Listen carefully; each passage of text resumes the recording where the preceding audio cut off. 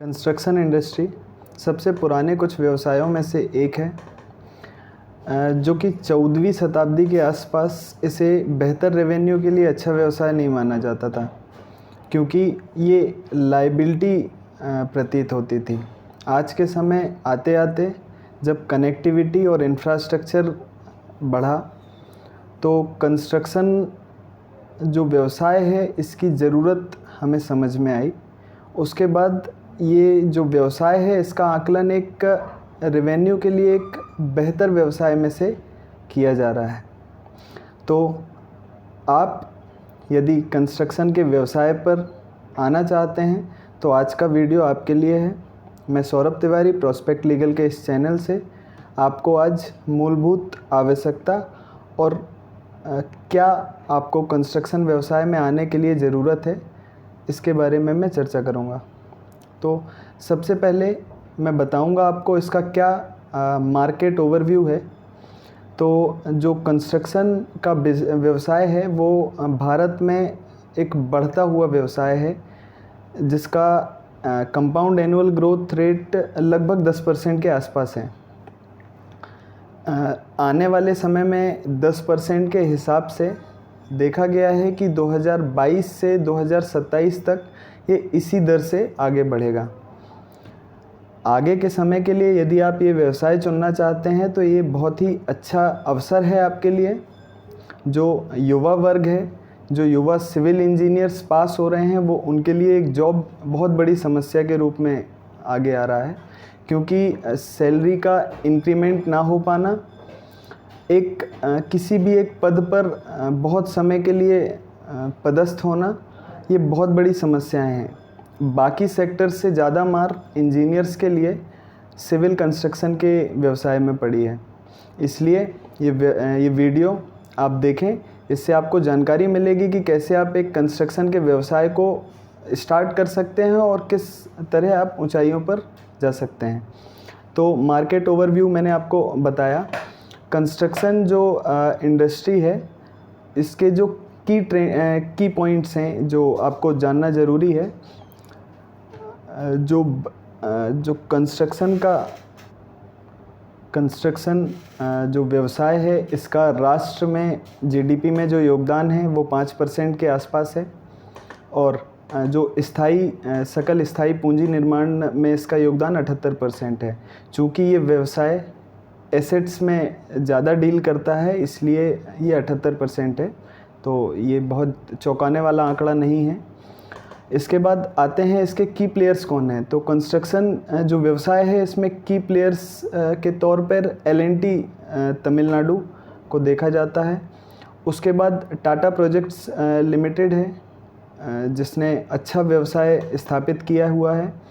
इसके बाद जो GMR कंस्ट्रक्शन लिमिटेड, इसके अलावा गैमन एक बड़ा अच्छा व्यवसाय स्थापित है। इसके बाद NCC नागार्जुन कंस्ट्रक्शन कंपनी है। MP की यदि बात करें तो अभी उभरते हुए कुछ व्यवसाय हैं, जिसमें दिलीप बिल्डकॉन और बंसल कंस्ट्रक्शन लिमिटेड का नाम लिया जा सकता है। अब आते हैं, हम बात करते हैं रिसेंट डेवलपमेंट्स में। तो जो रिसेंट डेवलपमेंट्स हैं वो PHE। तो रिसेंट डेवलपमेंट्स में हम बात करेंगे। सबसे पहले इंफ्रास्ट्रक्चर को बढ़ाने के लिए हमारे भारत के देश में वर्ल्ड बैंक के द्वारा लोन दिया जा रहा है। इसके बाद PHE में एक जल जीवन मिशन योजना है, जिसमें 24 घंटे पानी की सप्लाई के लिए फ़ंड मुहैया कराया जा रहा है। तो जो रिसेंट डेवलपमेंट्स हैं, इसमें जो व्यवसाय के अवसर हैं, ये ज़्यादा मुखर तरीके से हम समझ सकते हैं। इसके बाद हम सबसे इम्पोर्टेंट टॉपिक की तरफ आते हैं, जो है किसी भी युवा सिविल इंजीनियर जो कि अपनी प्रेजेंट कंडीशन से परेशान हो गया है, या किसी व्यवसाय में आना चाहता है, या अपने कैरियर को किसी नई ऊंचाई पर पहुंचाना चाहता है, तो उसके लिए ये व्यवसाय बहुत ही अच्छा माध्यम हो सकता है, क्योंकि आप इस व्यवसाय पर आके अपने देश की वृद्धि में योगदान दे सकते हैं। इसके अलावा आप अपने आप को, अपने परिवार को और अपने क्षेत्र को एक विकसित मॉडल प्रदान कर सकते हैं। अब सबसे पहले एमपी में यदि हम बात करें तो एकीकृत पीडब्ल्यूडी का लाइसेंस आपको ज़रूरी है।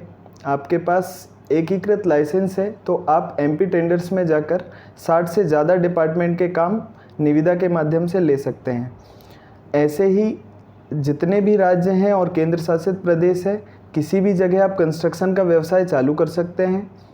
एक इन सभी के अलावा एक सेंट्रल गवर्नमेंट ऑफ इंडिया के उपक्रम है, उसमें जो लाइसेंसिंग है वो आपको एक लेनी होगी यदि आपको सेंट्रल गवर्नमेंट के जो उपक्रम है उनमें काम करना है, जिसमें रेलवे, सीपीडब्ल्यूडी ये सब आते हैं। अब एमपी में यदि हम कॉन्सेंट्रेट होते हैं और बात करते हैं तो इसमें पीएचई, पीडब्ल्यूडी, जल निगम मर्यादित, यूएडीडी, इनमें बहुत से टेंडर्स हैं जिसमें आप बिना किसी कॉस्ट के एंटर कर सकते हैं, या जिसे कहेंगे कि बहुत कम कॉस्ट में आप एंटर कर सकते हैं। यदि आप पैसा नहीं लगाना चाहते हैं तो आपके पास एक सब कॉन्ट्रैक्टर की भी सुविधा है।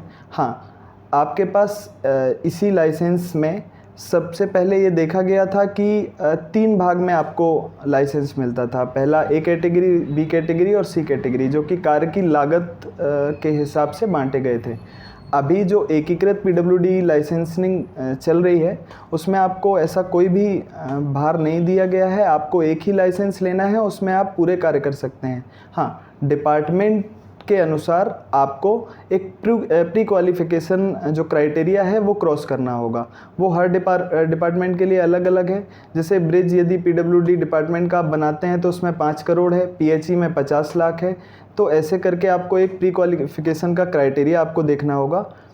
अब लाइसेंसिंग में आ जाते हैं। लाइसेंस आपको प्राप्त करने के लिए क्या क्या डॉक्यूमेंट की ज़रूरत है, क्या आप आवेदन कहाँ कर सकते हैं, ऑनलाइन आवेदन कर सकते हैं, ऑफलाइन आवेदन कर सकते हैं, इसकी पूरी जानकारी मैं आपको अगले वीडियो में दूंगा।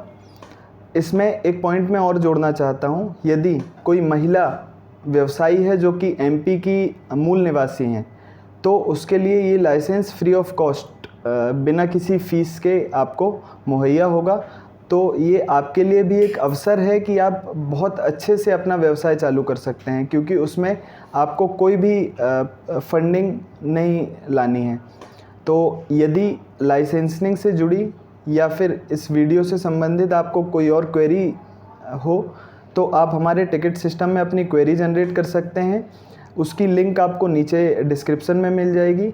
यदि आप किसी क्वेरी के लिए बात करना चाहते हैं तो संपर्क ब्यौरा आपको नीचे डिस्क्रिप्शन में मिल जाएगा। तो आज के लिए इतना ही। मैं आपको अगले वीडियो की डिस्क्रिप्शन में लिंक आपको भेज दूंगा जिसमें लाइसेंसिंग के आगे की प्रोसेस पूरी समझाई जाएगी। Thank you.